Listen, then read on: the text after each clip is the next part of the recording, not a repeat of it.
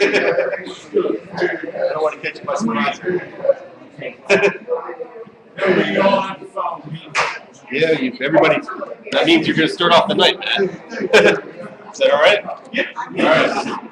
All right. Well, welcome to the Black Kite Poetry. Tonight's a very special night. I got like two of my best friends in the world here. It's a beautiful night. I actually have a new chapbook. Here it is. Printed by Michelle McDaniel. It's a beautiful job. Beautiful chapbook. And there's Greg Clean. Greg Clean. Greg Clean in the house. All right. And tonight, to ensure full exposure to our features, I'm not sure that Michelle wants the exposure, but she's going to get it anyway. I mean, since there's a reading at the library tonight, and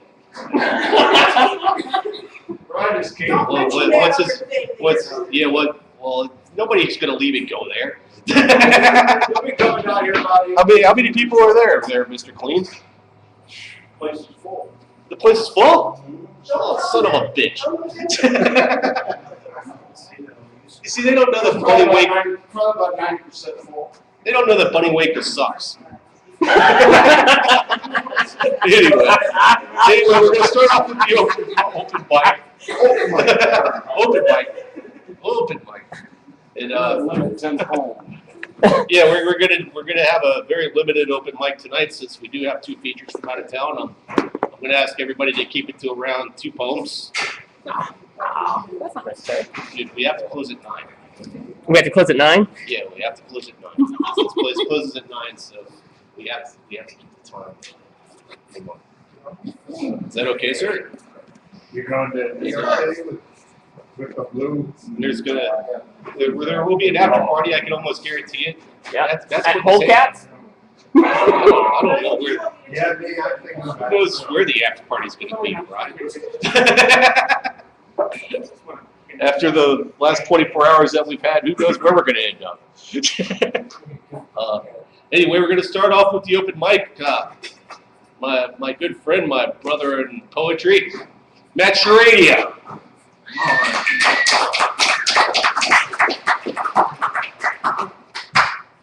I will make my statements brief.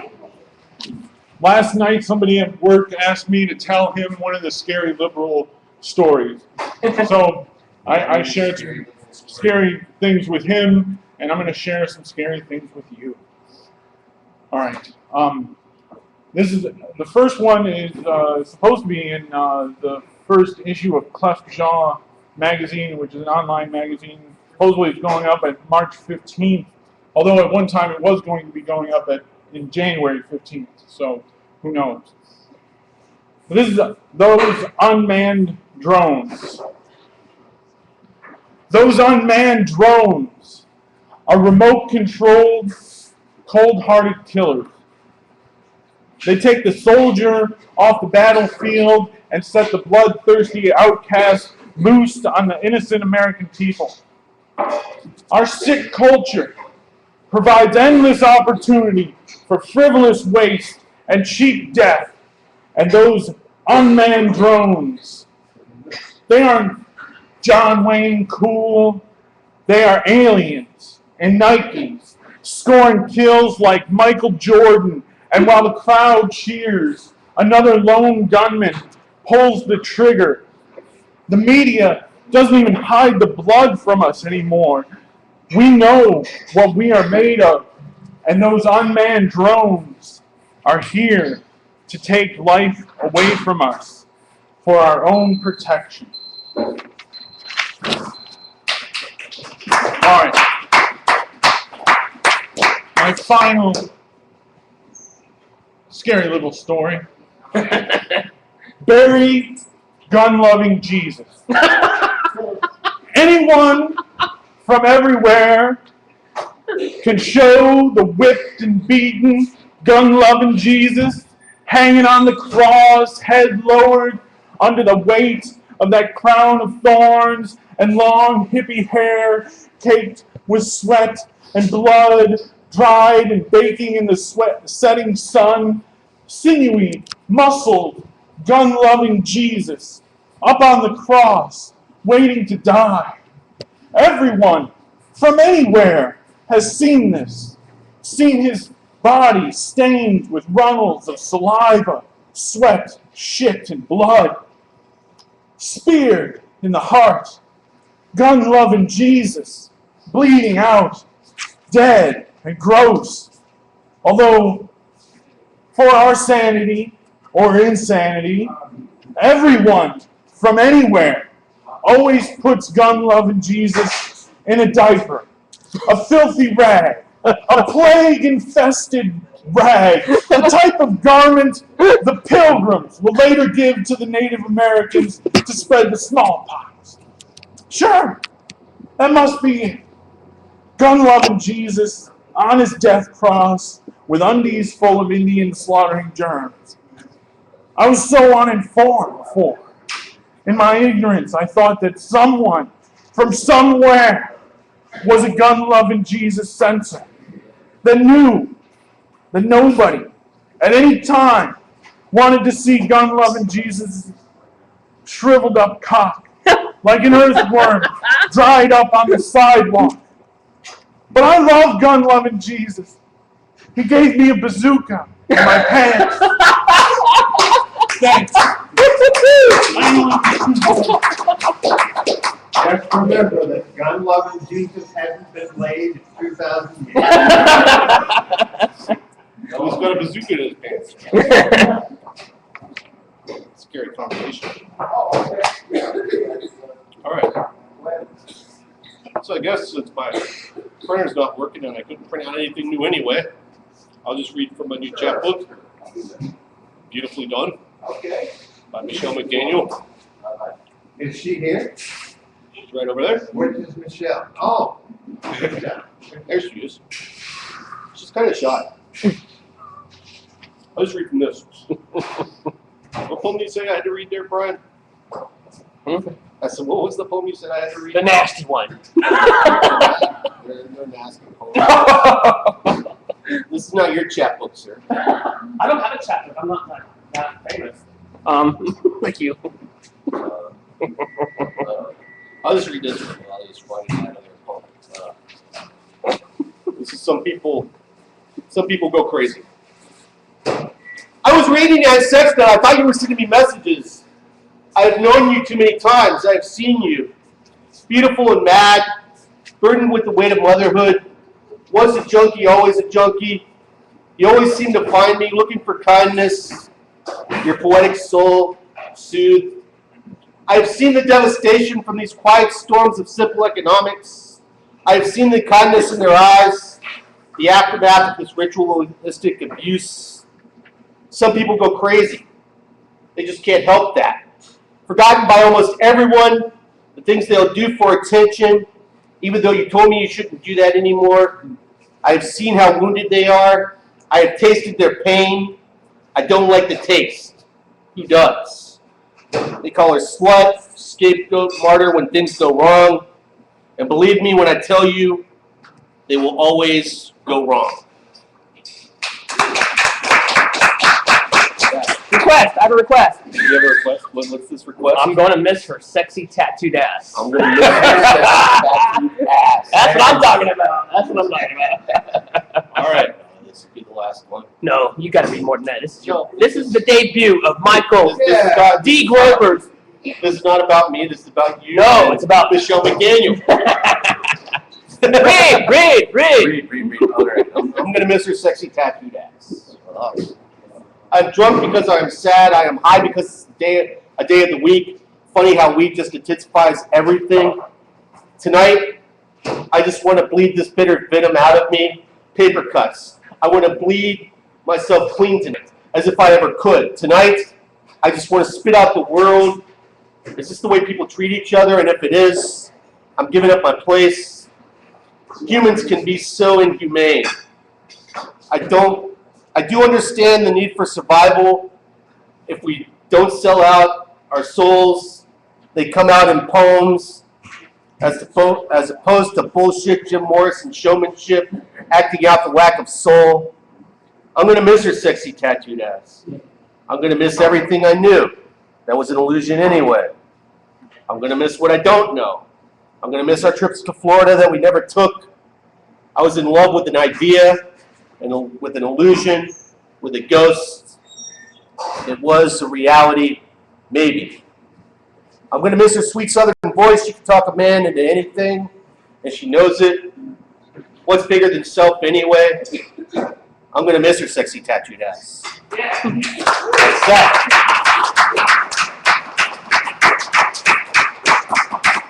Now, at this time, I would like to bring up Mr. Swainbo himself, John Swain.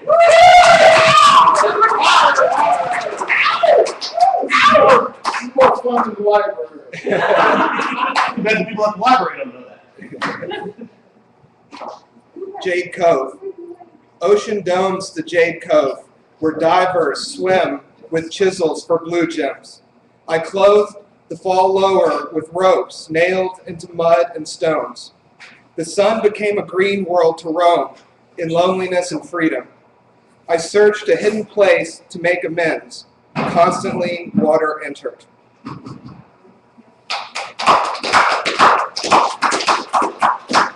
The blue corridor. I walked the blue corridor of accepting stone.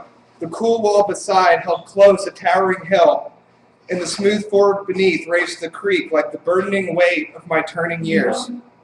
Then I let go of futile and hurting impatience. But after release, stillness became my enemy. A knife ignited fire in the kindling of my wrists. Reborn, I saw the silhouetting of a golden eagle. Thank you.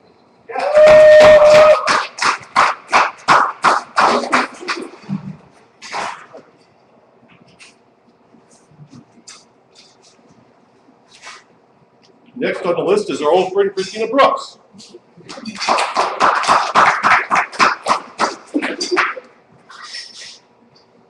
I will cough myself through this. Okay. All right, I'm going to read two short ones. The first one is titled Lost in Context. Intuition tells me that this is where it happens. This is where things begin to break down. At the corner of Glenview Avenue and Wauwatosa. This is where the context breaks down, where the fabric of meaning and definition fray ever so slowly at the edges, tearing themselves away from the seams of life. This place, where every question that I now ask is defined by the answer I don't know. This place, where people and events are no longer relevant. This place, where you no longer remember the where or when of how we met, or why it might be remotely important. This place where we simultaneously live and work in two unrelated states, Wisconsin and Michigan, with no apparent rational conflict. This is a place where our son is both 12 and 20 and non-existent, and where I am no longer your wife, where clocks have no hands, where seasons stand still, and where we live perpetually in 1999. This disease has loosened the clasp of perception. It blurs barriers and distinctions I did not even know mattered to me, until they no longer existed for you. This disease makes for long, lonely drives and interrogations disguised as pleasant conversation. One-sided discussions about the nature of reality, conversations that make me question whose reality is whose, and who will hold things together when the bottom falls out. Because the bottom does fall out, and often it happens at the most inopportune time. Left empty-handed and holding my breath, I question life's cruel humor. Its seeming paradoxical joke of making so many memories, but then stripping them away one by one, leaving rabbit holes for us to fall into where we least suspect them. This second poem, I titled it Room 401, and I don't know if any of you know the history of Harry Houdini. For some reason, I was interested in tracking some historical context for certain events that happened in Detroit, and kind of gradually, eventually, at some point, we'll work on whole chapter of poems that are related to various things that either happened or places in Detroit. And Harry Houdini, I didn't realize he died in Detroit, like on Halloween. Yeah. And he died at room 401 in Grace Hospital. And so that's what this poem is sort of based around, the how he died and about, what have you. So, and I don't. It's one of my favorite poems, just because it's so weird. Room 401. This simple white-shuttered room was where death performed her crowning victory. Drawing you into her ineffable web and mounting you, she cracked her whip. And then she quietly held you with her gaze, gave you her final kiss, the key held tightly, never passing it to you through her lips. She was the one who stole the show. She made you bow and kneel, but held you unrestrained. No need for locks or balls and chain. Wholly unexpected twist to your infernal game, because invisibly she bound you. And then she took your wand and dragged you into the internal flame. And with her horny lust, she finally and completely swallowed you. All right.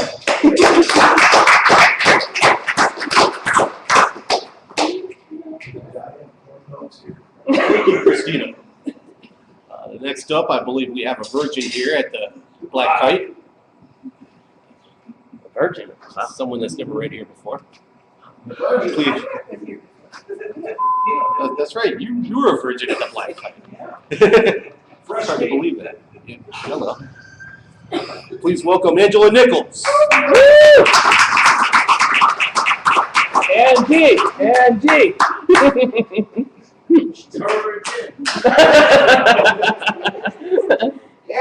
you're a virgin too. Hi, everybody. Hi. For those of you who don't know, I consider myself a professional hopeless romantic.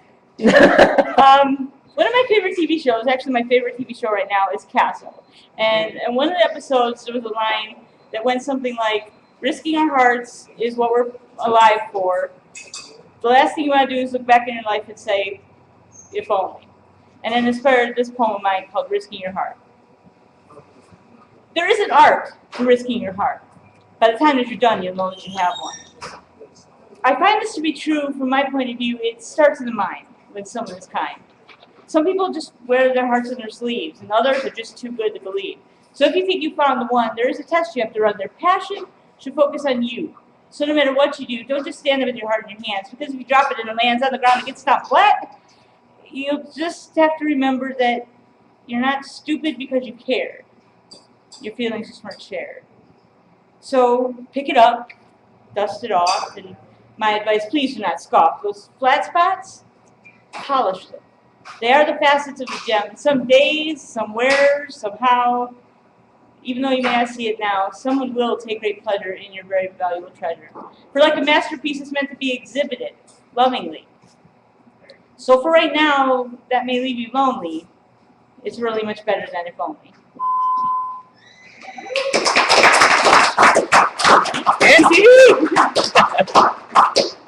Recently, I went to a recital of sorts for a school that teaches how to do circus tricks. So there was even a flame juggler and everything. And it inspired me to write a couple poems, but my favorite of the two is this one called Flamethrower. Reckless little boy playing with matches, watching favorite uncles tame the fire. Sitting in front of the bonfire, looking into the flames, thinking what he might say to tame her fire. Burning with jealousy as he sees other people try to move her, but smiling smugly as she turns them away. Finally, he takes his chance. Their passions ignite and then backfire. For the first time, he is burned. There's nothing left for him. His only regret, not having her at his side as he leaves. Thank you, Angela. She's now divergent. She popped that cherry. Ow! Our next Live. The next poet is also a virgin, even though he was supposed to read here a couple months ago. Oh. Mr. Josh Olson. Woo! Josh! It is. I play hard to get. Yeah. Don't forget. Yeah, so I was supposed to read here a few months ago, but unfortunately I had to cancel. Yes, so this is my second time in Toledo, first time here at the Black Kite, so I'm very happy to be with a number of people I don't get to see nearly often enough. Technically, I hate to say that I write poetry because I don't feel that I do. So I'm going to share a couple of what Mr. Tim Murray very graciously coined flash poems. So this first one is called Unshaved. Like it already. Yeah. I'm getting tingly. The hangover was almost more than I could stand. I hadn't vomited yet, but my body was wrenched with pain and I constantly felt like I was on the brink of shitting my pants. And to top it all off, a woman was standing less than 10 feet in front of me with her hands behind her head, airing out her unshaved armpits. Whether or not she was aware of it, the simple gesture seemed confrontational. It wasn't even hot outside, yet she was wearing a sleeveless shirt, and I found it near impossible not to stare as the wind blew through the matted brown hairs under her arms. And I clearly wasn't the only one disturbed by this image. One after another, men and women walked by and cringed, and I swore that I could detect the slightest hint of a smile on the unshaved woman's lips. She had to know what she was doing. There was no way she couldn't. And for that reason alone, I admire her.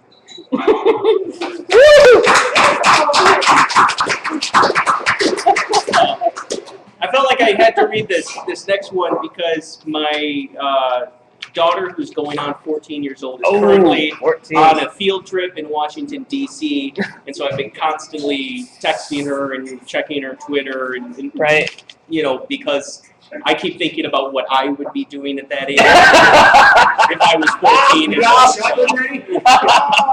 is the karma you get for having children. At that age, I probably would have stuck a couple old English tall cans into the bag or something, or Zima, something. So anyway, this one's called "Have You Been Drinking?" Have you been drinking? I asked my 12-year-old daughter. She came bounding through the door. No, she exclaimed, incredulously, with the slightest hint of a grin in the corner of her mouth. Let me smell your breath, I said, and leaned in as she blew into my face. I failed to detect the scent of alcohol, but couldn't help think that the odor of Jim Beam on my own breath must have made me seem like a hypocrite. Although whether she was even aware of this contradiction, I had no idea and wasn't about to inquire. It's late, I said, time to go to bed. And with that, she hustled to the bathroom to take a powerfully foul-smelling shit, then ate some cold pizza and ran upstairs to the bedroom to fall asleep in her clothes. Thank you.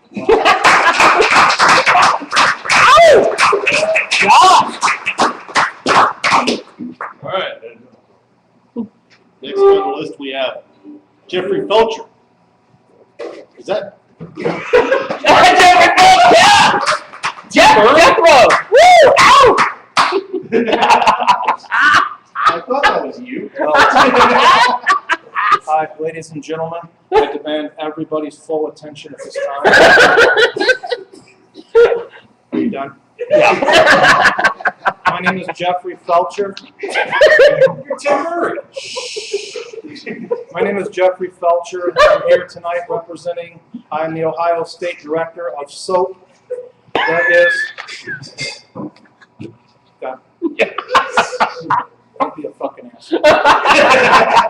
I'm here tonight representing SOAP, that is the Society of Alien People. In 1947, there was a UFO crash at Roswell, New Mexico. There's been a vast government conspiracy and cover-up regarding the crash of this UFO and the aliens that were found at Roswell, New Mexico in 1947. My uncle... Did you realize this is a poetry reading, right? I'm not here for poetry! I don't give a shit about poetry. I'm here to talk about this conspiracy! Don't interrupt me! Ladies and gentlemen, as the Ohio State Director of SOAP, I'm here to talk about what my uncle, Colonel Richard Whippleman, who was a first responder at Roswell. He was known as Fighting Dick to his men. As a dedicated top, he had a lot of men serve under him. Time in the U.S. Navy. I brought a artifact that my uncle, Fighting Dick, left to me. He was a first responder at Roswell, New Mexico, and he was able to procure the fucking CIA. He was able to procure some artifacts from the Roswell crash.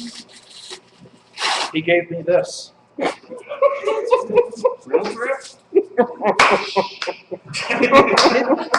It's hidden in the box of Reynolds wrap. You think I can fucking parade around the streets with this?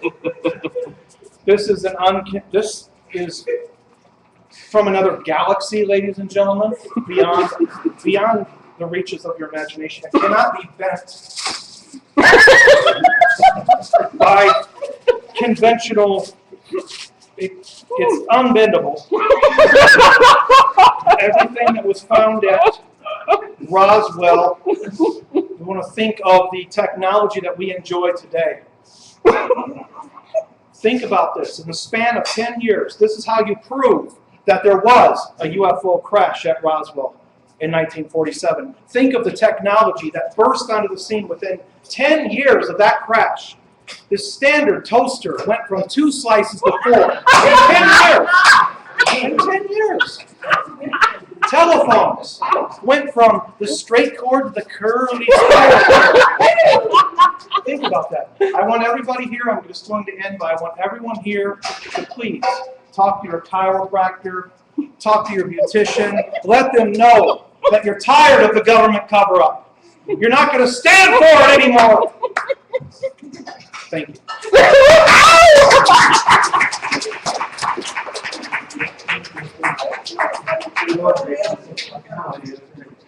Jeffrey Felcher, ladies. Jeffrey!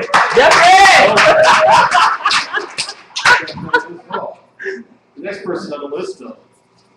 You ready to go, Craig? All right. The next person on the list is Craig Furston. Woo, Craig!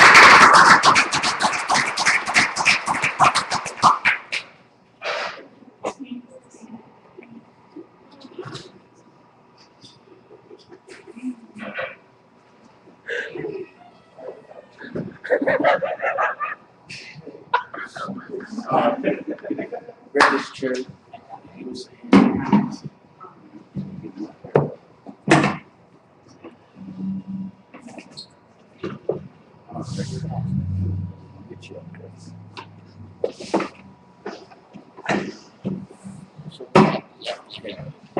Actually, I don't know what to say, being that I'm half alien, so I just.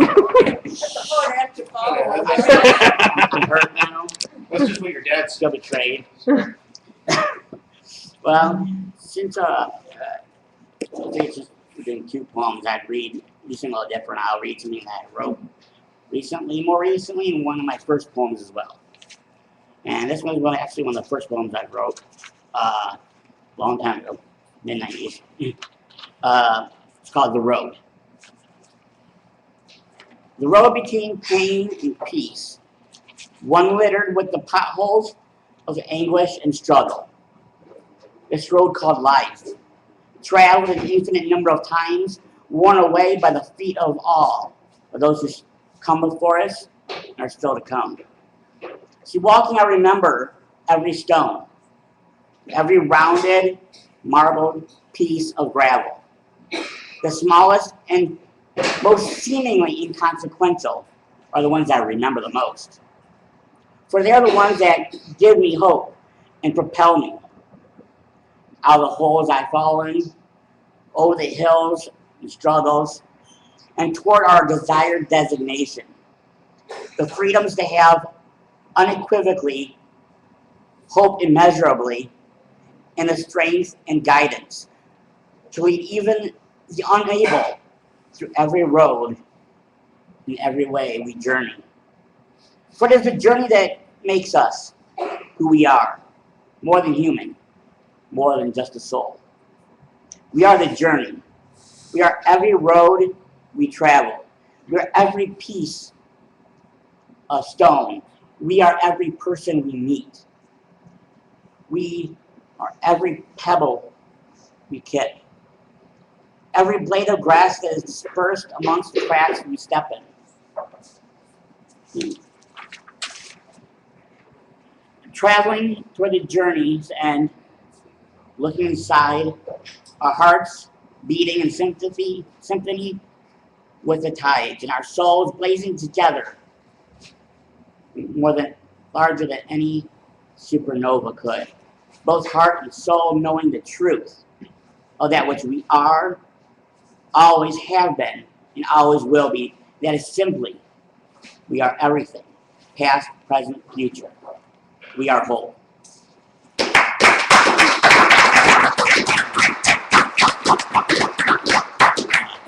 The last one is called street gutter living. The streets create a substance in their gutters like reflections of a concrete culture, wasting the wasted, the filth, lived and tasted, scratching for forgiveness and screaming for greatness. We walk the cracks of our own fears.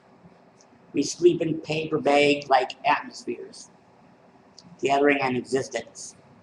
We hunt for more resistance. Tamed. We are like creatures, creating lifelike measures, living in homes that we call street gutters. Woo!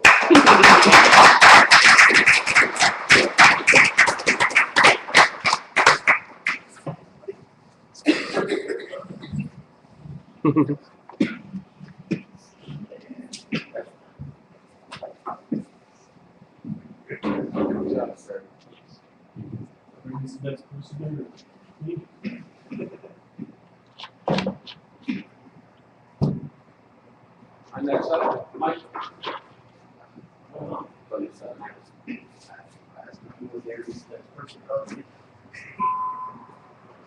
Let's see. The next person on the list is Teresa Cox.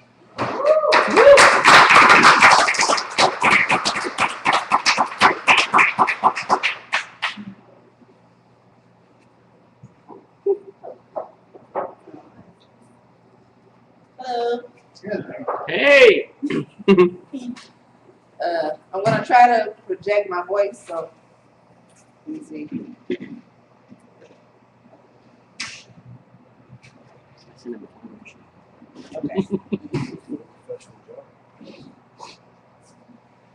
Okay. This poem is from my first book, Life is a Story, a collection of poetry. And this poem is called All Eyes on Me. Don't leave me doubtful. Leave me with assurance and hope. Because I won't always be this lost spirit. One day, all eyes will be on me. I know my elegance doesn't show, but my intelligence tells me where to go. And soon you'll see, all eyes will be on me. When I escape this lonesome feeling, I won't look to you for my healing. I'll find happiness in myself instead of waiting on you to look upon the shelf. When life has brought me peace, I'll stand successfully with all eyes on me.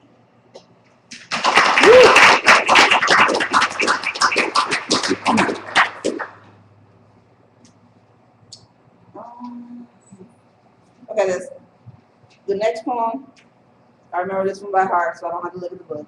It's called Virtuous Woman.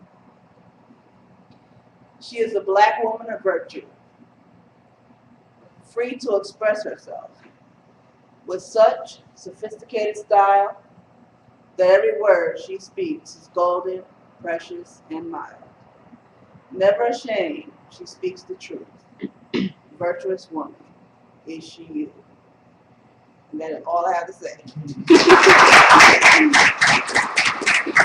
Very nice.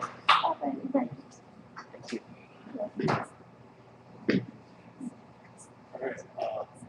I guess, unless somebody else wants to read, the last person on the list for the open mic is Mr. Gregory Queen.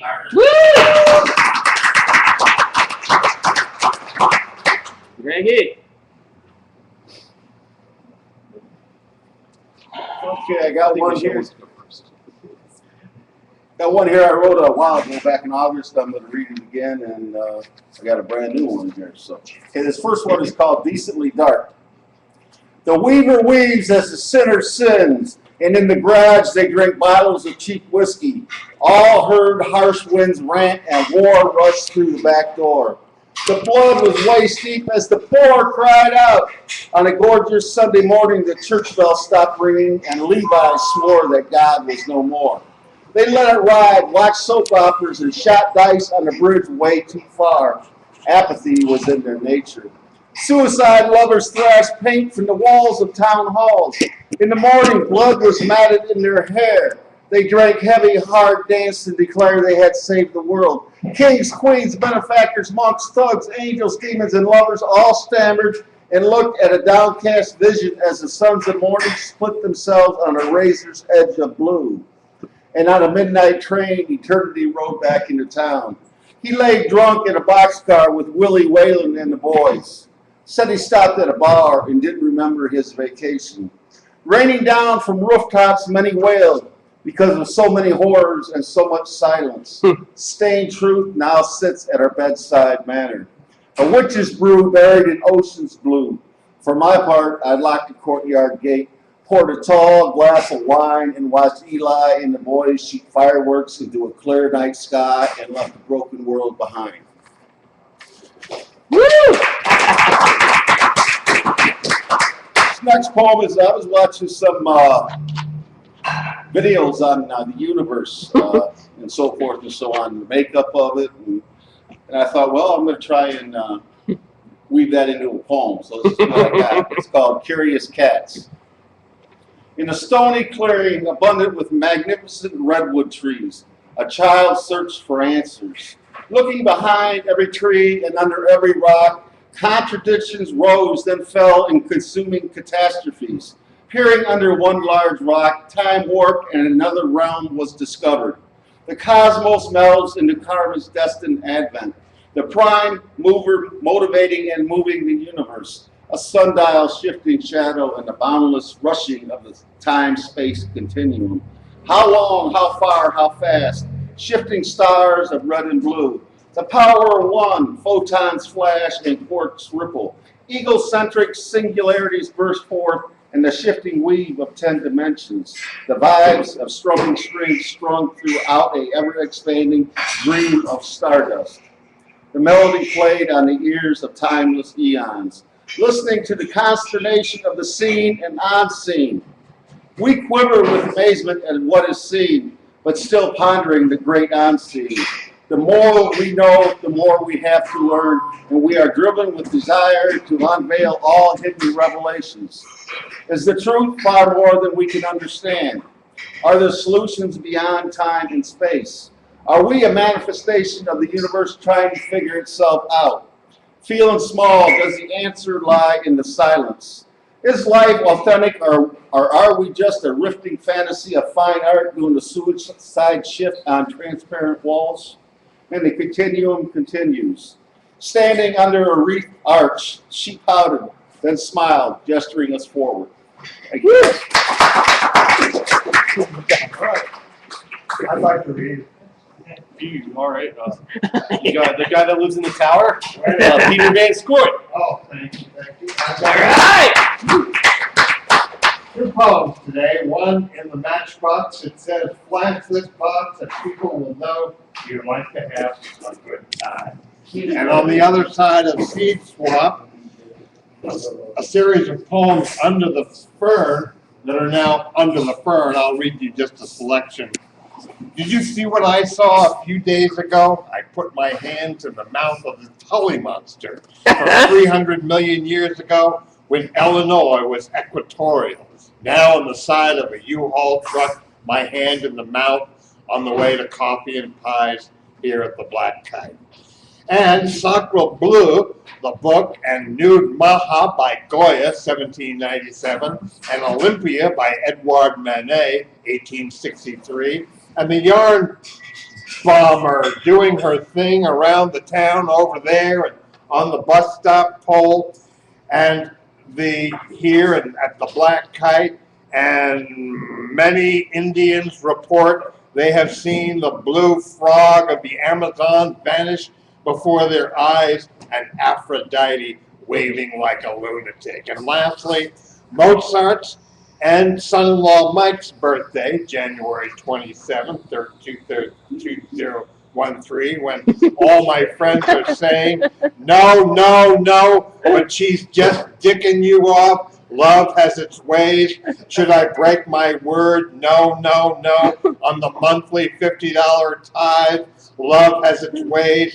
Yes, no. You'll see how it goes. Away here, not far, far to that shooting star, and from this matchbox this morning. Ow! You'll see. You'll see.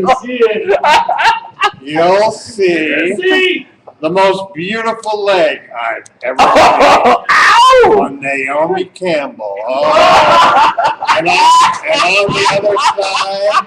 on the other side, Motorbot, an octopus, and my 40th birthday shooting star, and this little hand, all computer generated. Yes, indeed, ladies and gentlemen, that's all for the. Ow!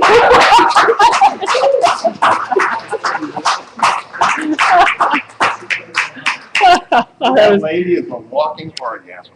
Oh, keep going on. Naomi Campbell? Really? Yeah, I've never been turned on by runway models before, but when I saw Naomi that Campbell, yeah. photograph, Do you remember her in that Michael Jackson video? no, I've never seen Naomi Campbell that I remember before. It was a current issue of Jet Magazine. Jet Magazine? Yeah. Are you a subscriber to Jet Magazine? No, I was on a bus and someone gave it to me. So. What a beautiful coincidence. It is. It's beautiful. It's that's fate and that's karma, man. It's just like, yeah. That's the way it goes. Wow. That was really great, man. Thanks for sharing. All right, is there anybody else that would like to sign up for the open mic? I think Swainbo needs to read a couple more. Tara would like to sign up. So please welcome Tara to the stage. Now, Tara's been over there reading with that Buddy Wakefield guy. No. Buddy Waker. Buddy Wakefield. Have you ever heard about it? He's great. You came to the Collinwood. Yeah, I booked him at the Collinwood. Oh, yeah, I thought he was great. So, I'm blocking you from Facebook. I'm blocking you. You're blocked. I don't miss a thing. All right.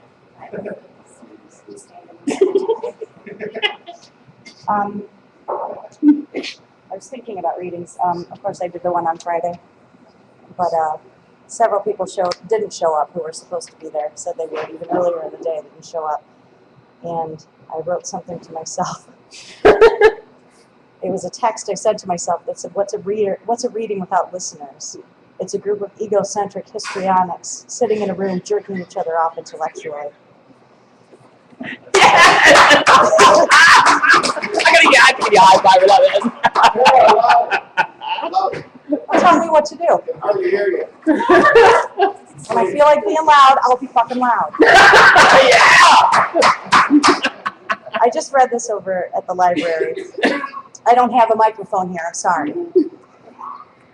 I apologize for nothing. Tree full of chickens. As a witness to someone else's family picnic in the openness of an Amish, Ohio farm, I see a tree full of chickens next to a dilapidated barn across the road.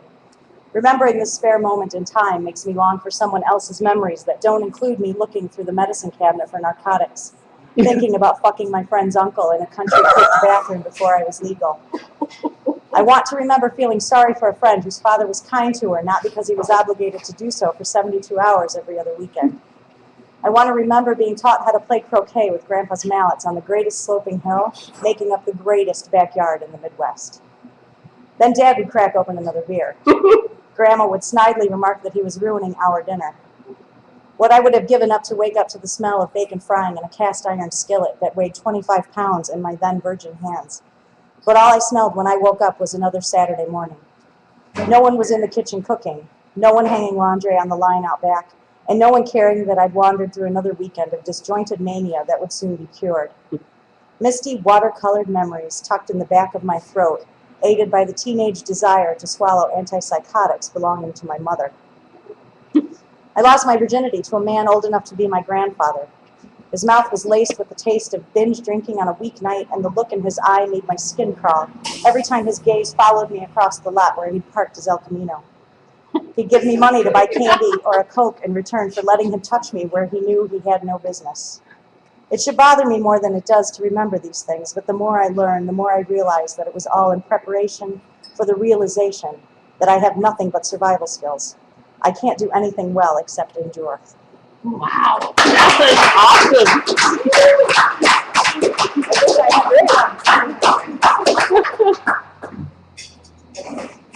Tara Armstrong. Woo, Tara! All right. Carrie Coffin. Come on, Jerry. Carrie! Carrie!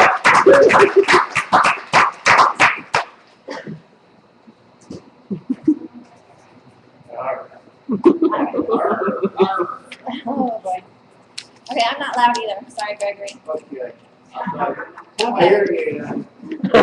This is called Dream.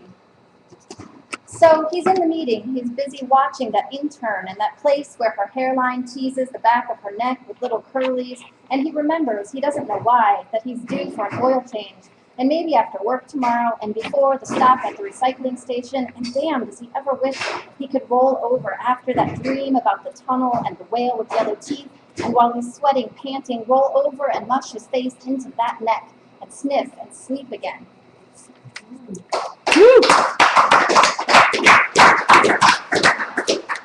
This is called store-bought cookies. Oh, store-bought cookies. Oh. She ate over. Gross. She ate oversweet cookies enough to be ashamed of, thinking, damn him just one more thing to be unsure of, like the false alarm of foreboding clouds, the symmetry or not of butterflies' wings, the doneness of a baking bread loaf's deepest soft insides. These cookies she knew, these crumbs sanding her cleavage, these chocolate chips re-softened by her lips' heat, these sugary starches brittle between her teeth, these things she knew when confronted with them. With their uniform rows nestled in their plastic tray, she knew how to slit open the wrapping, knew how many would satisfy, how many would make her feel ill, how they felt inside her the same each and every time. Wow, that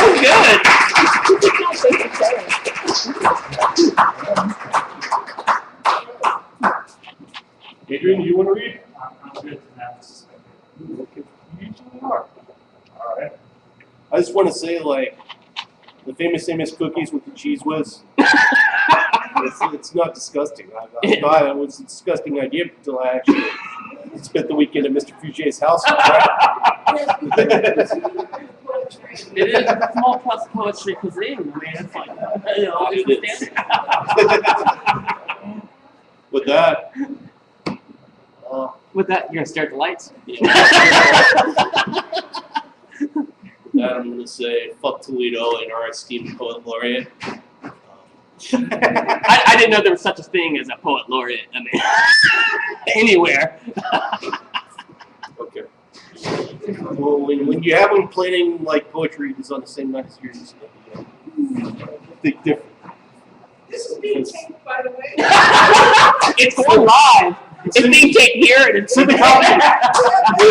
Make sure he gets a copy.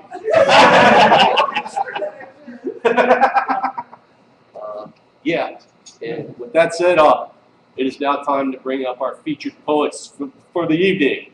All right. Michelle, are you going first?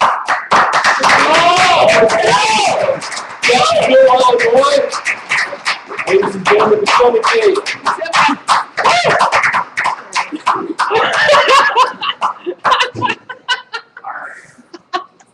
I gotta say, hang out with these three fuckers. Oh, it was a rough day. What time did you get to bed? For the record. 12:30, 1 o'clock this afternoon. No, I left at like 4 o'clock in the morning. You guys are still going. I was on Facebook Live.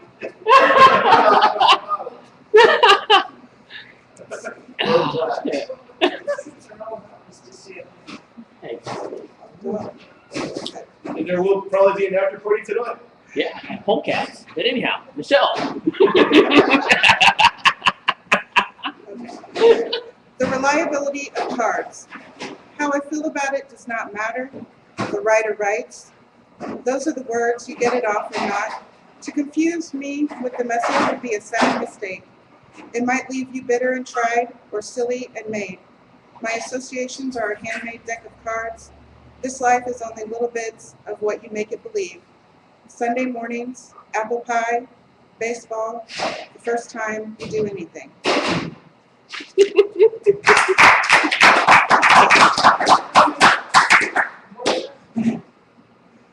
This bored housewife. Plots death by poison on odd days. Mornings only when the kids are gone and the crock pot's set to high. Cuts the hair from your head during the full moon, binds it with duct tape to a piece of ham while the street is dark and the dirt is warm. Handles rather than controls the desire for witch-inspired zombie sex. This bored housewife has a recipe book that's time-locked with a tequila switch. She's just waiting, waiting, waiting till she can't anymore. Wow! Ow! That was a tingly poem. That was a tingly poem. I like that. More housewives. That's great.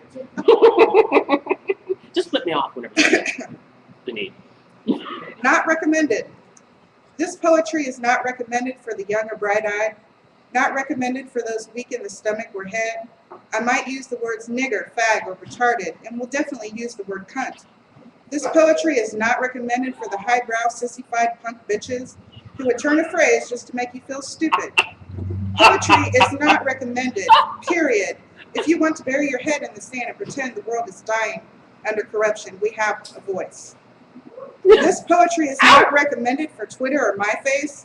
You cannot like it or share it in less than 140 characters. This poetry is not recommended for NBC, definitely not the Disney Channel.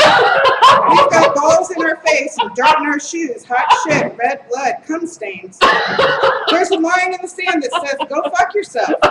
Anyone can do this with enough guts and blaze to set your ass on fire. I was going to say, we like drank with her all night last night. She never talked like that.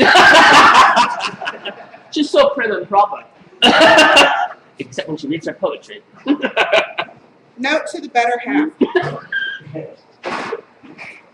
I miss the smell of mass deviation of Latino's Santa sweat and Artie's chronic and gun oil. I miss the pulse of drunk transit at 3 a.m., black hookers in white wigs and white pimps and purple satin.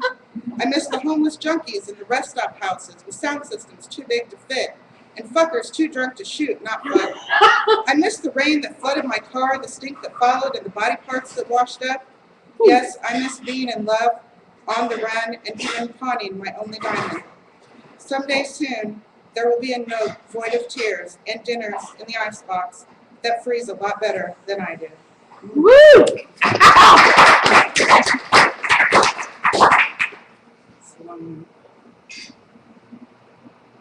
Dear baby Jesus. Oh, sweet baby Jesus. Ow!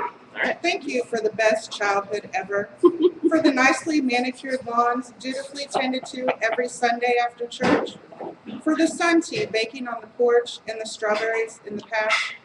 Thank you, baby Jesus, for the community free of minorities and forward thinking, for the streets free of gang violence, For the Jehovah's Witness even, and the evangelists. Thank you for putting the shame on all those unwed and single mothers, those people with the weak-minded mental illnesses and the ghastly homosexuals. In general, just thank you so much for putting a clamp down on all the sex stuff. I didn't know what my period was until I got it one day in gym. That kind of sucked, but thank you. And maybe while you were hiding all the dildos and other adult fun, you could have taught the old people not to stick their fingers and whatnot in the young people. That would have been nice. But, oh well. Maybe that's why Joe's uncle is also his dad. I never met anyone conceived from incest before. Cool. Thank you, baby Jesus. And thank you for teaching the parents to beat their children. Spare the rod, spoil the child. I know. Some people want to give all the credit to Satan, Lucifer, the devil, whatever. He's busy with wars, tsunamis, and shit. He wants the glory of all those big fatality numbers. You are so patient, killing them softly and gently with shitty lies contrived of stifling rules. Call it morality, shame, the bent and twisted. Call it love, baby Jesus. I want you to have all the credit, saving us all from the fires of hell. I can pray to you for forgiveness. I can pray to you for the Friday night football game. We can all join hands and pray, then sing the Star-Spangled Banner. Oh, thank you, baby Jesus, for making me an American. Thank you for making us better than every other nation in the world. So that we drop in rankings in education, economic freedom, and innovation, we are responsible for Facebook, Honey Boo Boo, and taco shells made out of Doritos. This is all thanks to you, baby Jesus, taking the time to give us all some personal attention. Tea parties, yay, I have more rights to my guns than my own body. Sweet baby Jesus, thank you for women that know their place in dresses, in kitchens, in the delivery room. Children, let's have more babies, baby Jesus. Every last one of them precious until they learn to breathe in the polluted but free as all fuck, liberty-laced air.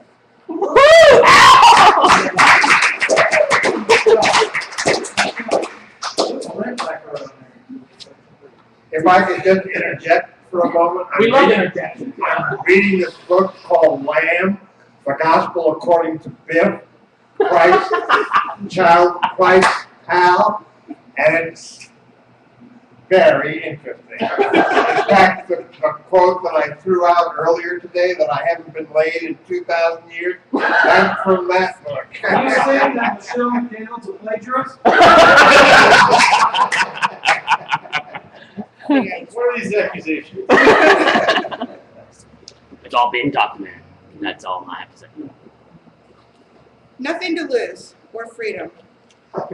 I want to be the next S.A. Griffin. That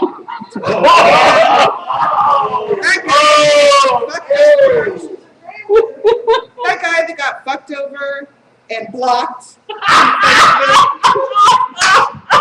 The editor from the Outlaw book. Before lawsuits, before justice. I want to be that guy, that kind of piss that leads not to revenge, but to a reckoning. People will shed a lone tear. They will sniffle and shake their head a lot. I will keep on gathering great poems, sharing the news about great poets, new ones, old ones, killer ones, fucky ones.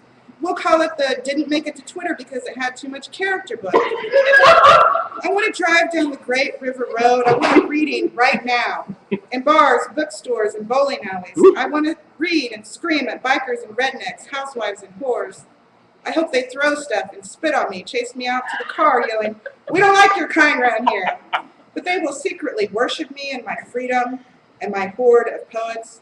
From the suburbs, the city, the farm, they're multiplying like gremlins. One dash of sit and spin and they're out ruining Christmas. Those fucking asshole poets. I want them all, not to make them famous, to make them infamous. To spread their disease of think and cut out the bullshit and get to the point. I want America in her glazed over red blue eyes to really, really wake the fuck up. This is no time to let it ride. The Great Depression is your brain on ice, your investment in image. The I'm okay, you're okay is a dead hippie lie. The 1% is selling everything, is selling you and me McDonald's and Twilight books, medication via TV ads. The party is over, the beatniks are dead or dying, the outlaws are a joke. Who's packing their gun and their Medicare card at the same time, I want to know. The Wild West is tame, my friends. Rail against that which seeks to defeat you every day, every hour, right now. Get in your car, go. Don't kill the first thing that gets in your way. Kill them all, kill them all, kill them all. Motherfuckers. They call us the X generation with nothing to lose but our Nirvana CDs and Fight Club on DVD. Didn't you get the memo? That they have co-opted your identity for mass marketing? You can now buy the special edition director's cut t-shirt, snuggie, toothpick, rim job with decal. Get the fuck out of your house and stick a fist up their ass for doing this, Tim Murray. Don't buy the hype. Use it against them. Like the goddamn motherfuckers, nothing to lose asshole poets that you are.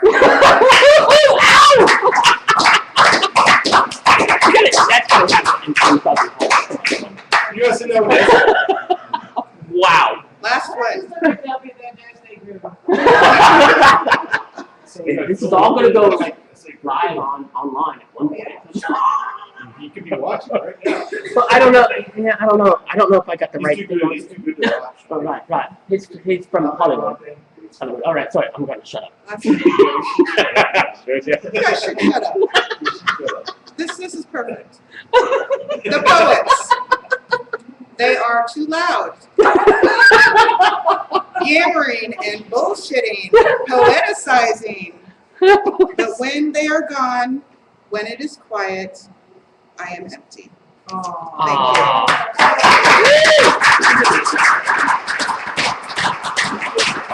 You guys believe that she was actually nervous about featuring? Can you believe she was nervous? I don't believe it. I'm not a believer. Ripley, believe it or not. She was nervous. She didn't want to do it. All right. That was awesome. I gotta move this chair out of the way. I'm under a lot of pressure now.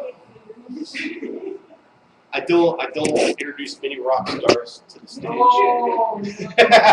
But right now I have to, and he's gonna get very mad if I screw up this introduction.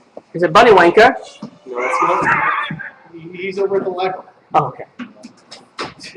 No, I'm gonna introduce right now to the crowd from Dayton, Ohio, Brian W. Fougere.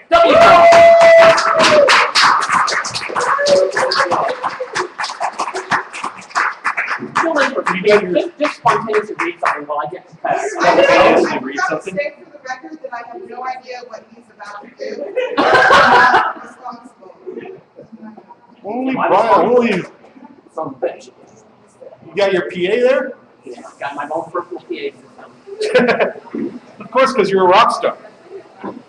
Something like that. Play music. You got the music? Oh, dude. What was that? I want to hear it like that. No. I can't project my voice very well, so I definitely got my own personal. You're just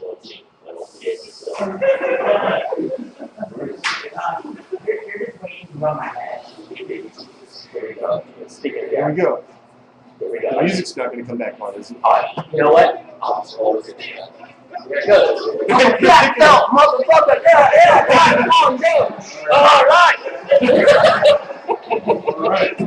All right. Fuck the music. All right. Fuck the music. Testicle one. Testicle. Is that thing working all right? Testicle. You need new batteries for it? Testicle. What the fuck happened? Did it work in sound check? It did at sound check. I was sound checking it the whole night. Yeah, I haven't slept much. That man's a professional. You know he didn't sound check. I am a professional. We haven't figured out exactly what he's professional at yet. I'm a professional asshole. Well, we're all good at that. Here we go. I'm back. All right. Thank God. Yeah. Cool. Yeah. So anyhow, yeah, it just happened. I fucking, I have to admit, I hate poetry. I don't know why the fuck I'm here. And, I can't stand small press puppets. But, anyhow, they're all drama queens. But, anyhow, so, with that said, I mean, yeah, I feel like I need to face. Jesus Christ, what's this? It's a rain stick. It's a rain stick.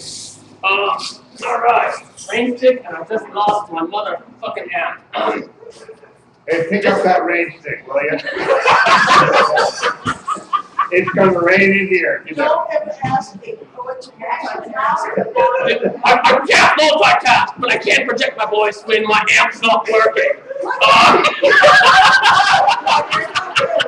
You're crazy, unplugged. Unplugged! This is like, yeah, Nirvana, unplugged. As you were, or something like that. Whatever, yeah. Motherfucker, this goddamn, I'm such a tech tart, you know? Technology's failing me, falling off my fucking belt. Wow.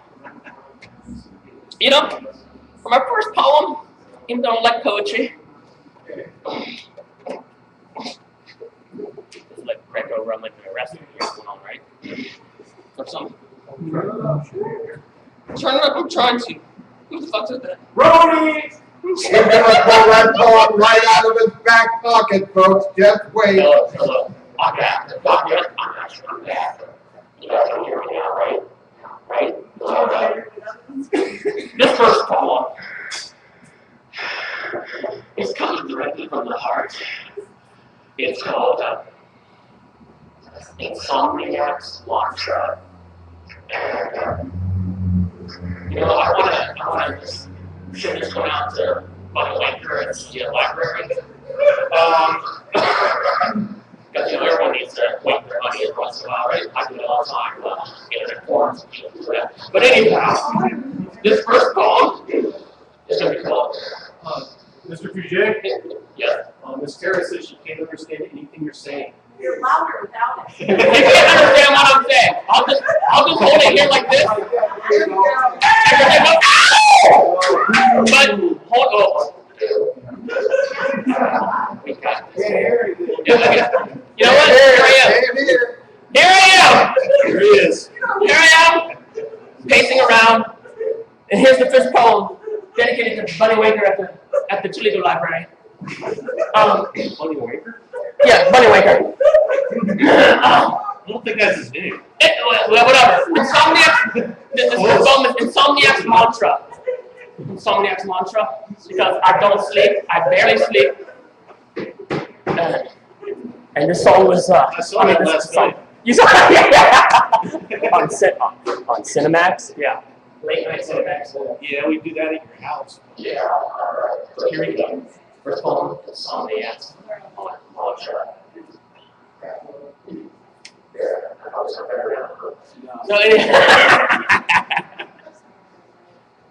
So one, two, three, four. I want to strangle the sun so the rest of the world can experience the darkness that dwells inside me. Did you see the look on that girl's face when she walked by and she was about to come in and she saw you up there reading poetry? He's a poet rock star. All right, come on in, baby. Come on in, baby. You chased her off, man. Yeah. I put on my curtain staples here in the. Did you see the look on her face? I wish I did. It might have been like actually making me talk. So anyhow. He's got the finally legal thing. He does have a finally legal. Oh, fuck it, I'll just pretend. I'll just pretend and project my voice like a real man. What's that there in your bag? What I have in my bag here? I got Toledo poetry. You got finally legal. Here's the thing, guys. I'm not a poet, okay? You know, I am not a fucking poet. I am not. I'm far from it, if you haven't already, guessed that. Actually, I'm more of a medium. You know, I channel the poetry. ghosts and spirits and stuff, you know, and shit. And so That's my job. yeah. All right. So anyhow, so I'm gonna consult my special Ouija board here. You are not bringing that to me. This is where I'm not a poet. I don't write poetry, but this is where it comes from. I'm just a medium. So, you know, just gonna, I'm gonna consult my special, I have a few special, one's named Susan, one's named Anthony, and one is named Tyrone. And I consult them with the Ouija board, by the Ouija board at home, at probably, usually about midnight, 1 a.m. is usually the best time to consult. To consult the spiritual guides. What does Tyrone have to say? Oh, Tyrone is well hung. Let's just put it that way. All right. Wait. Oh, you know what? You got a Ouija board. You got to have your little thingy, your little guide there, right? Right? Yeah, right. I see the final label. And you know what? It's special glow in the dark, heart shaped. Because, you know, it's special. All right. All right. I'm going to put the microphone on my shoulder here. And I'm going to consult my spiritual guides in the small press poetry. Yeah, fuck that. The small press poetry whole shindig. Okay. He's still alive. He doesn't count. Maybe after he crosses the that special line to the other side. All right. This is serious, fucker. Okay, tell me, spiritual guide. What should I read? What should I? Yes, what? Yes, I've got to take a shit. Peter! Can I document it with my phone camera? All right. Goddamn, you just disrupted my whole spiritual communion here. You broke You broke the chain. broke the chain. All right. Here we go. Spiritual guide. What should I read tonight? What should I do? Yes, what? I gotta take a piss. Yes. Michael Grove has to take a piss. Does that offend you, spiritual poetry goddess? It does. Michael Grover's going straight to hell. Wow. All right. Slayer will be there. Slayer. No. I've already talked to spiritual guys. They're all heavy metal artists are going straight to heaven. So. All right. So what should I read? What? No, I don't want to do that. That's embarrassing. What? No. Don't make me do that. What? A, B, C, D, E, F, G. You're doing the alphabet. Why are you doing the alphabet? Read. Oh my God. Love poetry. Love poetry.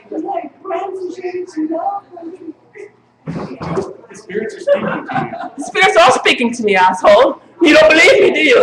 You live in a haunted house, but you don't believe me. The spirits are I know when the spirits are talking, sir. The spirits are saying, Michael Grover is really pissing us off. He's going straight to hell for sure. What's right? Venom? Yeah, you know what? All right.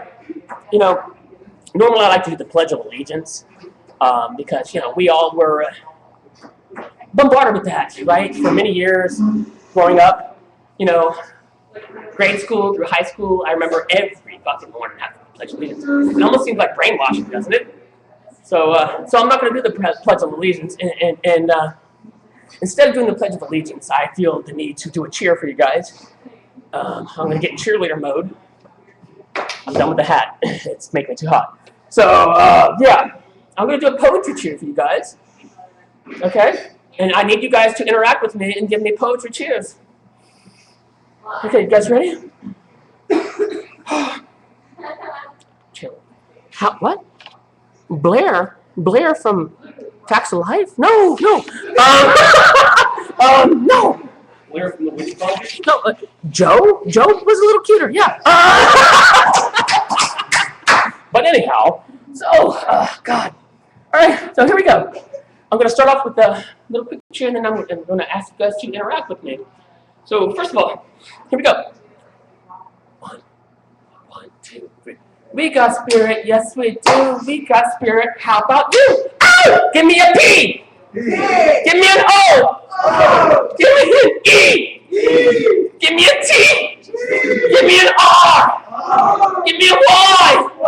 What's that spell? Yeah, you guys are all scholars, aren't you? And then give me an S. Give me a U. Give me a C. Give me a K. Give me an F. Punch your socks. Yeah. All right. So, all just seriousness, though. No, seriously, I am a very sensitive and serious poet. That's why I channel my muse by a Ouija board. You always gotta channel. What's next? How'd that shit go, by the way? Oh, perfect. Really? Was it an easy wipe? Was it one of those wipes like? Well, not much came out. I have wet wipes like in my the trunk of the car we get. Car's back at the hotel. All right. So, what? No, I don't want to do that. No, that's scary. Why?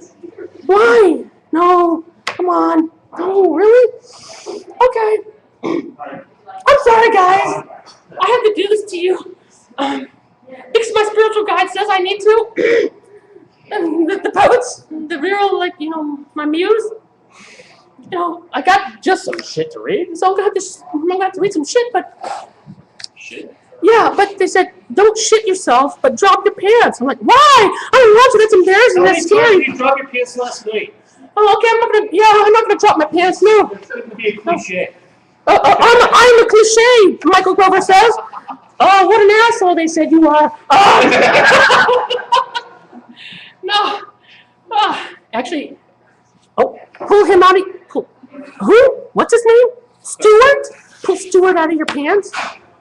Okay. All right. Okay, I'm going to pull Stuart out of my pants. And Stuart is going to help me read some poetry. Because I'm not a poet, but... Motherfucker. Is that like Mr. Sacco? It's not Mr. Sacco, it's Stuart, motherfucker. Oh, hello, Stuart. Hello. It's nice to be tangible. You talk to me all the time on that fucking Ouija board. But this is beautiful to finally be here in front of people. Look at I love having eyes. Look at my horns. Do I look like Satan, or am I just a little zygote? I think I'm a little zygote. What was Stuart doing down your pants? Stuart does really fun things. He wiggles a lot, and it's like a constant lap dance. So Stuart. This is a zygote. It's a little zygote, yeah. Yes, ladies and gentlemen, this is Mr. Zygote. Hello, Stuart, a.k.a. also known as Stuart.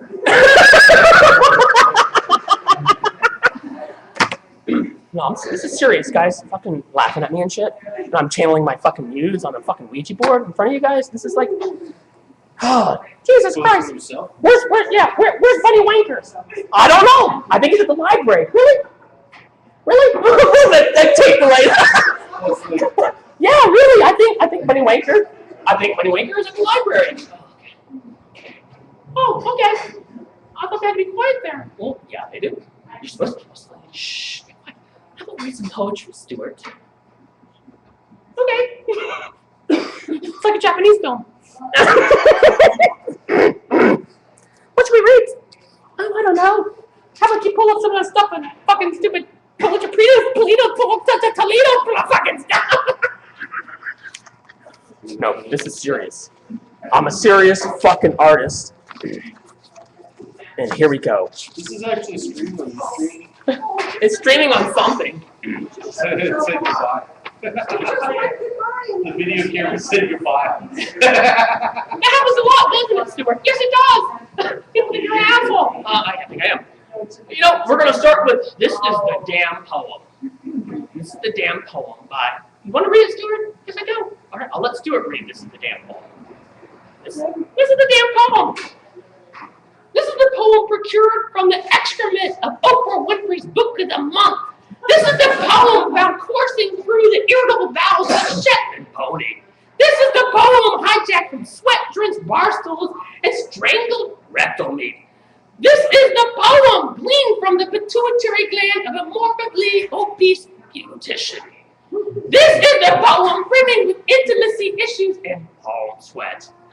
Yeah, my palms are pretty sweaty. Yeah, oh yeah, I like that. Yeah, lubrication. This is the poem full of tube-sock ejaculate. This is the poem that tickles your throat like a slow tongue swallow. This is the poem forged from projectile vomit and feminine itch products. This is the poem supplemented with big-breasted sluts and gang-bang action. That's okay. I forgive you. Do you forgive him, Stuart? Yeah. You forgive him, Stuart? I forgive you. This is the poem supplemented. He was a funny weight. This is shut the fuck up, Grover. This is the poem forced from projectile vomit feminine itch products. This is the poem supplemented with big-breasted sluts and gangbang action. This is the poem that bleeds on the carpet every time you read it upside down. This is the poem wilting in the rusted-out trunk of a 76 Chevy Nova. This is the poem that tastes like a no-money-back guarantee. This is the damn poem no one will publish for motherfucking obvious reasons. Like in poem. In fucking poem. Yeah, okay. In fucking poem. Bring it. I've never seen that before. You're making me sweat. But I'm glad you're here. The special ding dong in the middle of my poem was perfect. Well, Great timing. So anyhow, should we read something else, or should we contact our spiritual guides here via the Ouija board? Ouija board again? Yeah. What? Yeah. Okay. All right. So Stuart and I, we're gonna channel some more poetry here via our Ouija board. Yeah. That sounds great. Oh God! What? Says. Do I really want to do that? Okay. It's the only way I'm going to be able to read my next poem, because this is what the spirits demand right now. So I'm going to have to drop my pants and expose to everyone, not my penis, but my Depends undergarments. Because You're wearing the diaper again, dude? I wear diapers all the time. All right. Oh my. You think it's okay? The spirit said we should do it. I know the spirit said it.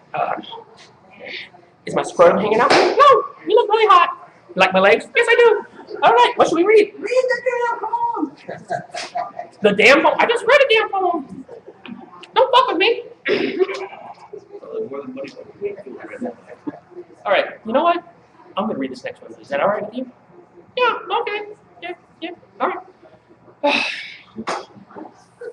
This poem, you know what? I'm not going to read that. This next poem. This next poem is called Nicotine Wiggle of the Carcinogen Cowboy.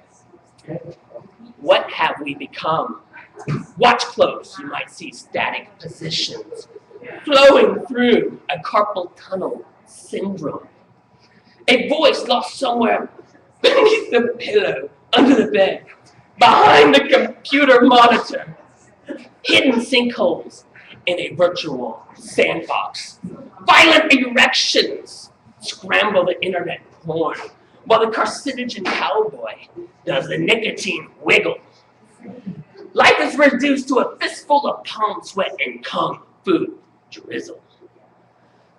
The aroma of Budweiser and Marlboro menthols intermingle as a voluptuous cigarette butt bouquet slowly blooms in the ashtray next to the computer. This is the true story.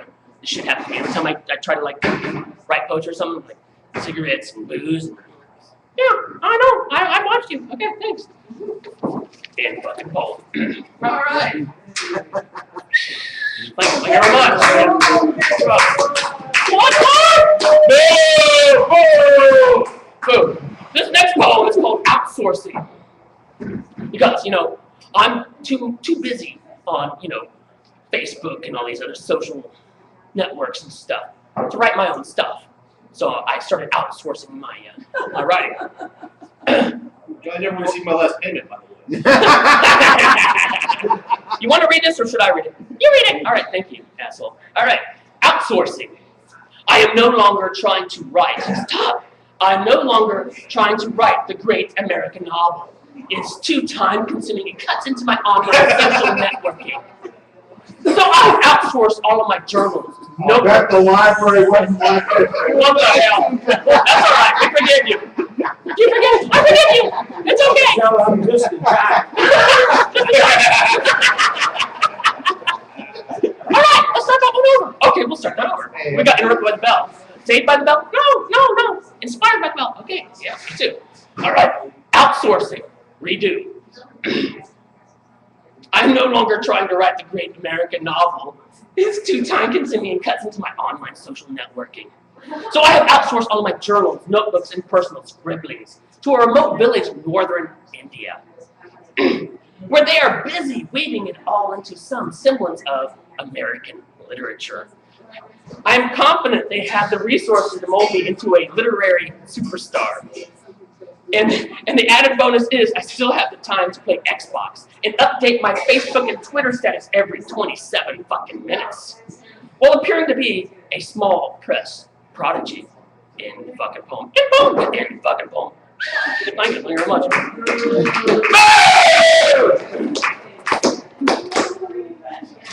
All right. I don't know how you all feel. Do you all feel like I should be cut off, or you want one of our? You got till 9 o'clock. What time is it? What time is it? 8:30. Holy shit! I gotta have Robert. Oh, you should have told me that. You just started channeling. What should we channel next, huh? Oh, I don't know. Channel 45? No. Channel 22? No. Look this way. All right. This poem is called Peristalsis in the Bowels of Downtown. Everybody likes these introductions. True story. This is from, I used to live downtown Dayton in a little efficiency apartment. And you've been there. A lot of these people I've hanging out with, they've been downtown Dayton. I scrub. I keep feeling a draft. But anyhow, this one's called Peristalsis in the Bowels of Downtown. Bye. Thanks for coming. Thanks for coming. Thanks for CUNNING. Thank you. All right. Come on, what's going on? Peristalsis in the bowels of downtown. All up and down Fifth Street, there are peep shows, coffee shops, liquor stores, and fresh tattoos that glow on the pale February bleached flesh of girls. And all the skinny caramel lattes are clutched too tight, even though they are hotter than the August paper. And everywhere you go along East 3rd Street, the cell phones are screaming to be released from all the pockets and purses and glove compartment coffins, while a roving pack of mimes stop the corner of 4th and Main, peddling thespian nightmares and a symphony of silence so loud it sounds like propaganda. And all the yellow slowly leaks from the sun as I sit in a cafe across the street, murdering myself, one cigarette at a time. In fucking poem. And just so you know, the after-party's gonna be at Polecats. Are you guys familiar? Are you locals familiar with Polecats? I think it's a strip club or something. All right, I feel really exposed up here. Should we channel like one more poem and then let these poor people go? Maybe. Yeah. I think maybe. Let's go get fucked up. Okay. I love getting fucked up with you, Mr. Zygo, Mr. Stewart. All right. Oh no! Listen, you can never have enough getting fucked up. All right. Last poem. Oh shit. That one? Oh yeah. Oh. You're making heads turn. Oh!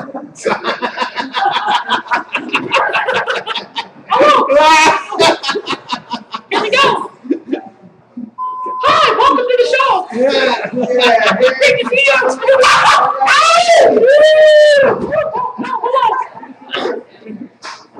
This next poem is called "The Danger of Deaf Bartenders." I walk back and forth on the bar stool, nervous fingers fumbling with a cigarette. I gaze at the woman next to me, admiring the long brown hair that droops lazily from her scalp, over her shoulders and spills across the back of her tight blue dress. I lift back a shot of whiskey and work up the nerve to talk to her. "Excuse me," I say, tapping her shoulder. "Can I buy you a drink?"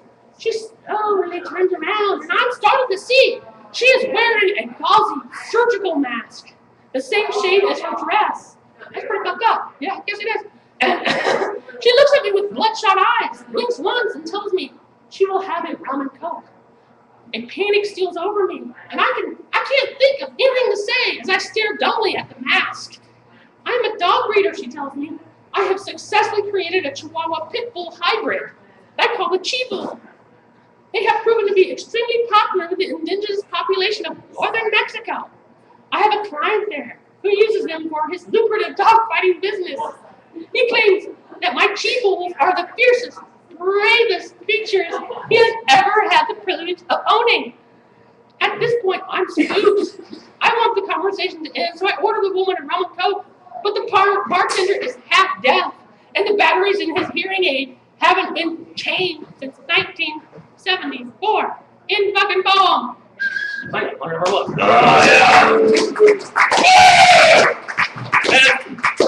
I have to end with one last poem, and my palm's getting sweaty from Stuart. And I'm creating ball soup too because of my adult diet. So anyhow, this one last one. This is this last poem. It's a short one, so I'll spare you all.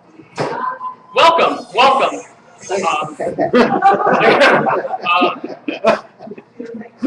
I'm about to wrap up here, but so anyhow,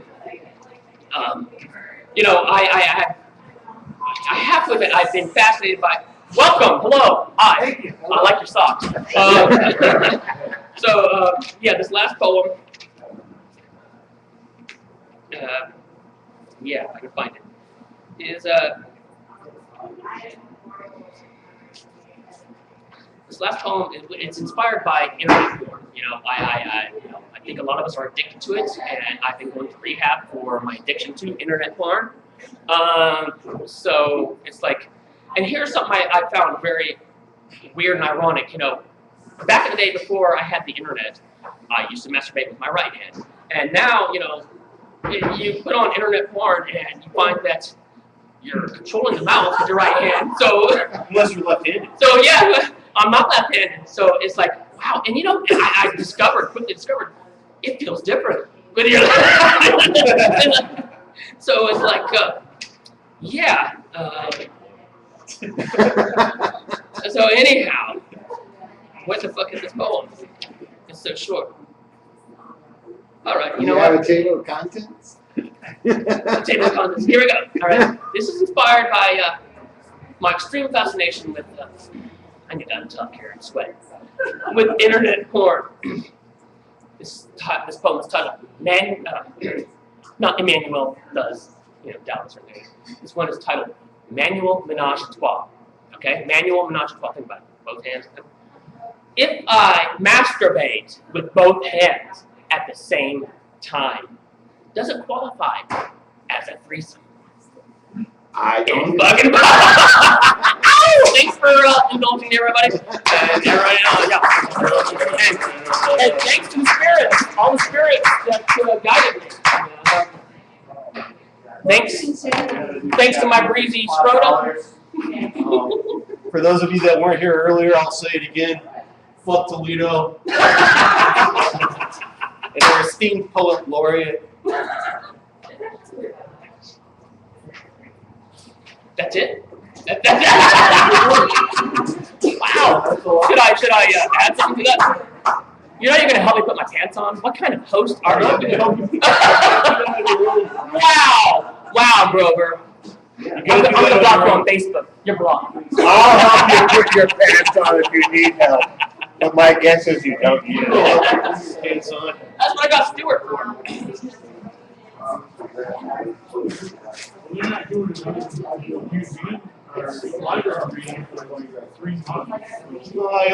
You'll schedule it out. I'm gonna find you one next month. It'll come back.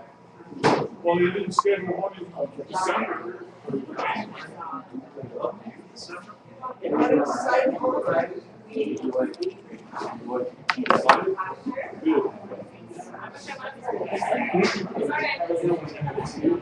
Oh, yeah.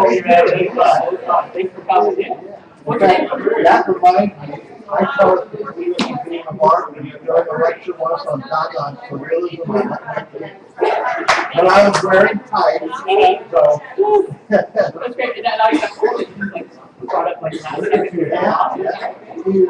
Peter Vescourt. The guy in the tower. I live right down the street. Oh, so you live there? Yeah, I live in the same. Are you on Facebook? No, I'm You don't not. follow that. I don't blame you. Face to face. Great meeting you.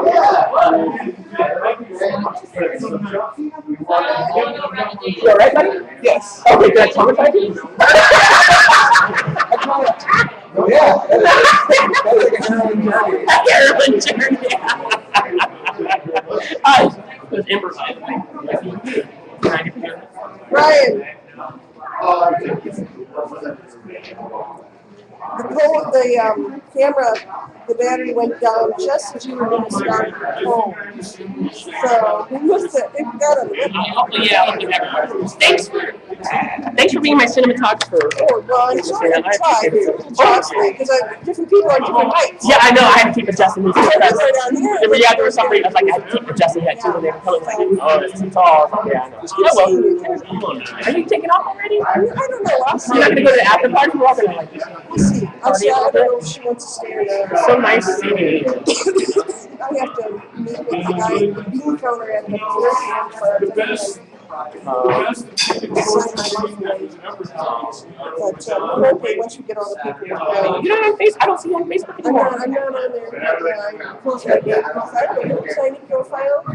I'm like 5 or 6 people that I know on it, and it's depressing. So I can. Well, I miss interacting with you. Even when add me, yes, I miss being there. That I can. My number is my profile name is River Run, and I'm connected to my. Right. I've got Jen in there, and I think Vertigo and like 2 other people, my son. And Skype doesn't always work. He's the message a little bit more than you should. Because otherwise, Right. It's so hard to have so many people on my profile. My husband was responsible. My husband just like this really intense. The last few months, I just before Christmas, I know this is really and I just couldn't do it. Yeah, I know. I know. It happens over and over. I try to like steer clear of it because I see it brewing. It's like, this is good. Life is Right.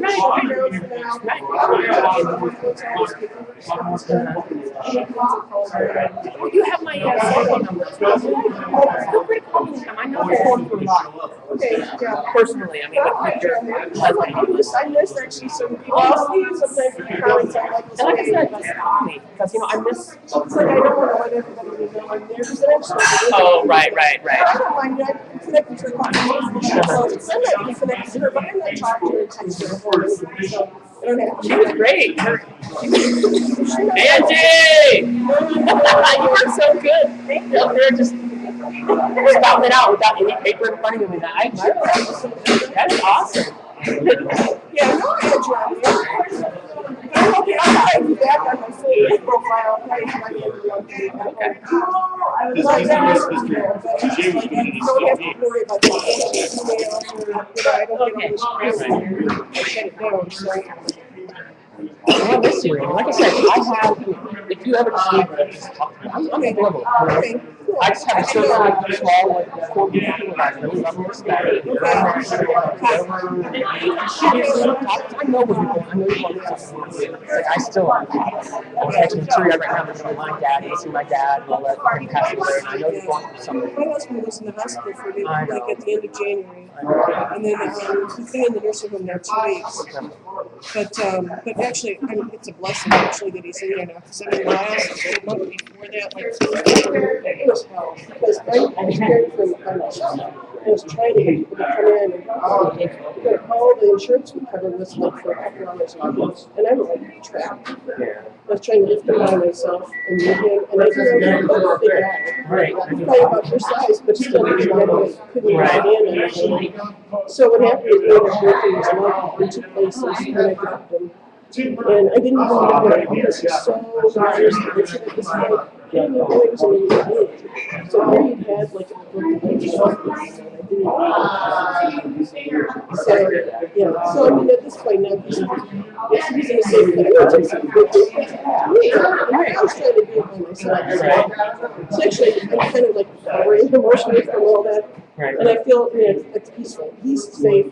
He seems to be okay there. He doesn't know anybody. He still recognizes me. But I know that if I'm not coming in enough, and I know it's going to collapse me. That's it. So anyway, yeah, that's good to know. I'll call your textures. You know what? I'm still very attached to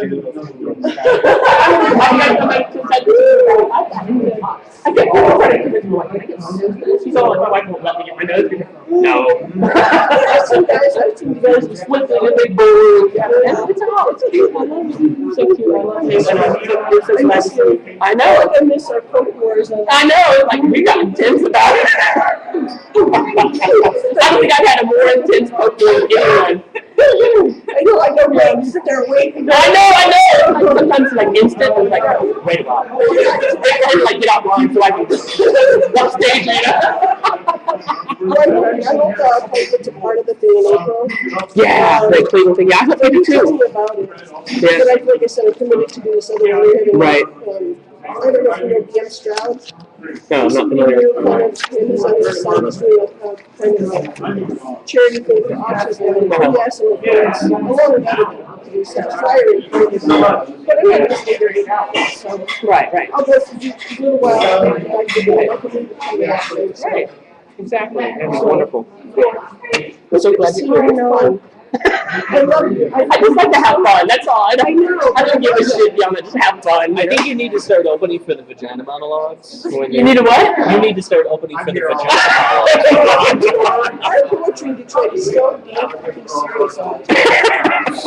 Crazy. I can't be serious. I don't have a serious bone in my body. No, I know that. That's actually what I'm If you're the one that puts this online, send links around, let people know that it's archived because I think She wants to find her just thing, yeah.